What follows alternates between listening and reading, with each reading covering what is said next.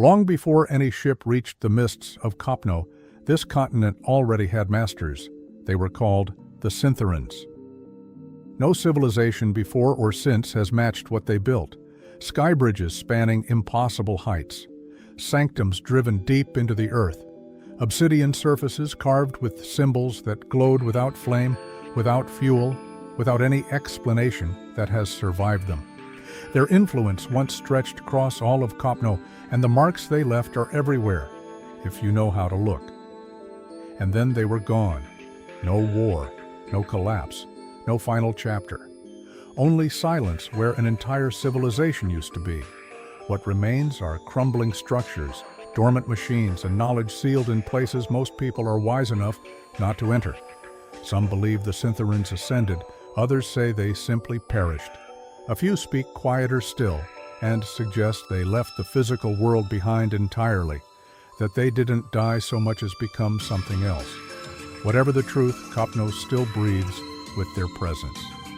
Because they did not leave empty-handed, they left behind relics, and those relics are still waiting.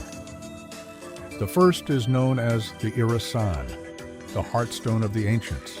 It appears as a towering stele covered in runes, standing where it has always stood. Its original purpose is lost to centuries of decay. But awaken it, and something extraordinary happens. Not a display of power, not a weapon, but a foundation. The Iressan emits a deep harmonic pulse that anchors itself to the land. Structures rise where there was nothing. Defenses take form. Order pulls itself out of wilderness like it was always there beneath the surface, just waiting for permission. Where an Iressan stands, civilization begins again. It is not simply a relic.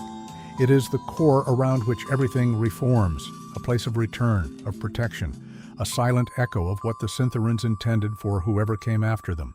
Each one is rare, bound to the ancient energy lattice its creators left woven into the earth.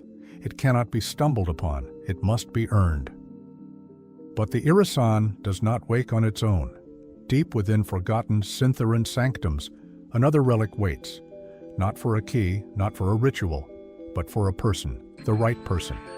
It is called the Afus, a bracelet, though that word barely captures what it is. It does not sit on the wrist. It binds into flesh, into blood, permanently fusing with the one who inherits it. It cannot be removed. It does not want to be. Through the Afus, a connection forms between its bearer and the Iressan. Matter responds, structures materialize, techniques that should be lost return, not learned but remembered, as if the knowledge was always there and the Afus simply unlocked it. And it keeps learning. Brought near Sintheran ruins, it absorbs fragments of encoded memory, unlocking new functions, new schematics, new possibilities that were once the sole knowledge of an entire civilization. It is a tool of creation and a mark of purpose, a scar left by the past on those meant to carry it forward. The Sintherans may be gone, but their will remains, carved into stone, sealed into metal, fused into living relics that have been patient for longer than anyone can measure. Through the Iressan and the Afus, that will stirs again. Because on Kopno, civilization does not begin with people. It begins with what the ancients chose to leave behind.